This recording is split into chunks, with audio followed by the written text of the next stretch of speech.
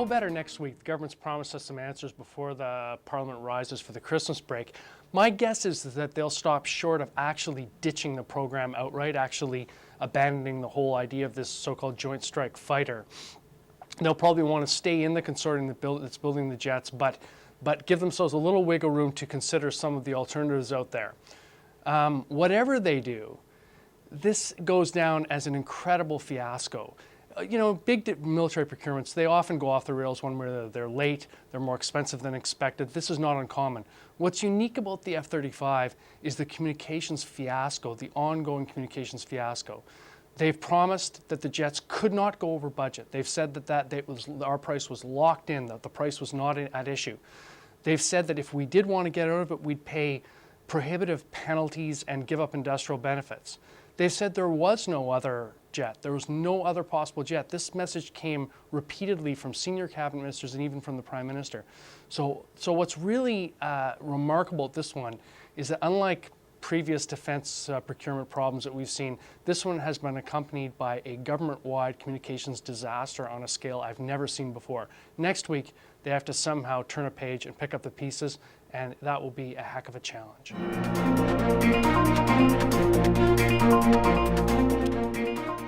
Egypt is heading into a situation where the country is ever more divided, ever more tense, and perhaps more violent.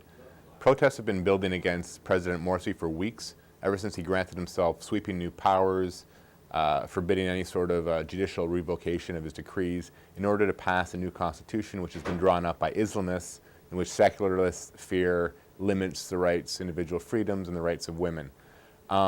We now have a situation where less than 2 years after the revolution that toppled Hosni Mubarak, there are tanks in the streets of Egypt, there are concrete barriers and barbed wire outside the presidential palace. So it's a very bad situation for President Morsi. He tried to calm it last night by asking for dialogue with the opposition, but at the same time he accused them of being in the pockets, being paid by old Mubarak cronies. The street reacted with an uproar, and what will be interesting to see now is how the political opposition, if they're able to unite in some sort of more coherent bloc against Morsi. If they can do that, and if it's not just a grassroots protest, which is also threatening to him, Morsi could be in a bit of trouble in the days ahead.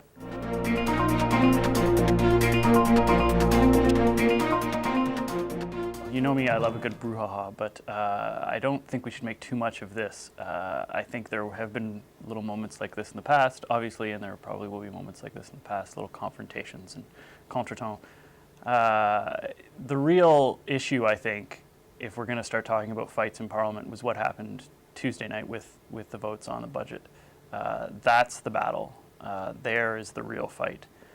What happened between Peter Van Loan and Thomas Mulcair may have been somewhat related to that, but I don't think it's particularly symbolic of anything. I don't think it has any larger meaning.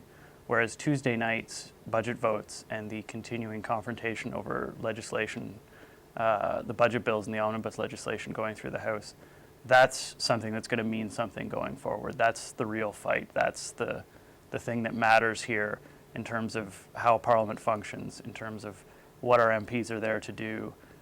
So while we may have had some good fun with Peter Van Loan and Nathan Cullen and Thomas Mulcair, the real fight was the far more boring fight, and it's the boring fight that's really going to matter over the next few years.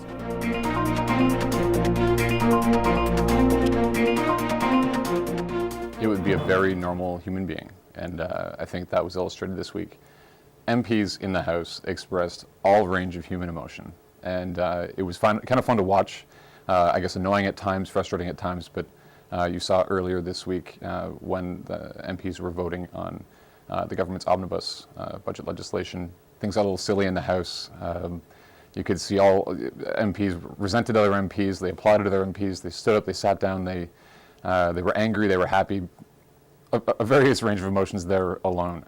And then just yesterday, on the anniversary of the 1989 École Polytechnique massacre, there was a minute of silence right before question period, and you saw this solemn mood take over the House for that period of time. Of course, after that, it descended back into the normal partisanship, with one brief glimmer of sort of cooperation between Liberal leader Bob Rae and Prime Minister Stephen Harper when Rae questioned Harper on whether or not maybe the membership of a controversial gun committee should be shifted around a bit and have new voices added to it.